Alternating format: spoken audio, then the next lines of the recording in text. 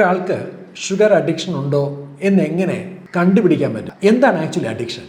American psychiatric association അഡിക്ഷനെ സംബന്ധിച്ചിട്ട് ഉണ്ടാക്കിയിരിക്കുന്ന നിർവചനം, അതിൽ 2 പ്രധാനപ്പെട്ട വിശേഷണങ്ങളാണ് അഡിക്ഷനുമായിട്ട് ബന്ധപ്പെട്ട് പറഞ്ഞിരിക്കുന്നത്. അതിൽ ഒന്ന് ടോളറൻസാണ്. More and more for less and less എന്ന് പറഞ്ഞാൽ, ഉപയോഗിക്കും തോറും ഉപയോഗിച്ചതിൻ്റെ അത്രയും ബെനിഫിറ്റ് കിട്ടണമെങ്കിൽ കൂടുതൽ വീണ്ടും ഉപയോഗിക്കണമെന്ന് തോന്നുന്ന ഒരു റെസ്പോൺസ് ഉണ്ടാക്കുന്ന ഒന്നിനെയാണ് ഈ ഒരു വിശേഷണത്തിൽ വരുന്നത്. മറ്റൊന്ന് വിഡ്രോവൽ സിംറ്റംസാണ്.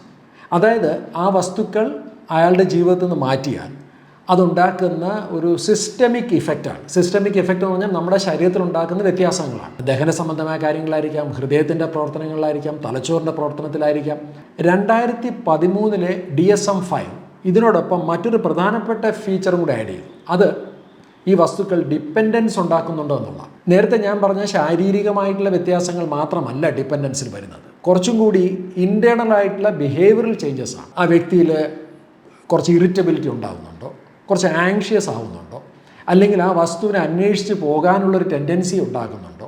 ഇൻട്രസ്റ്റിംഗ്ലി ഷുഗറിന് ഇത്തരത്തിലുള്ള ഷുഗർ വിഡ്രോവൽ നടക്കുകയാണെന്നുണ്ടെങ്കിൽ കൂടുതലും ഉണ്ടാകുന്ന ഇത്തരത്തിലുള്ള ആശ്രിതത്വവുമായിട്ട് ബന്ധപ്പെട്ടിട്ടുള്ള ചേഞ്ചസ് ആണ്. അതുകൊണ്ട് തന്നെ ഷുഗർ ഈസ് ആൻ അഡിക്റ്റീവ്.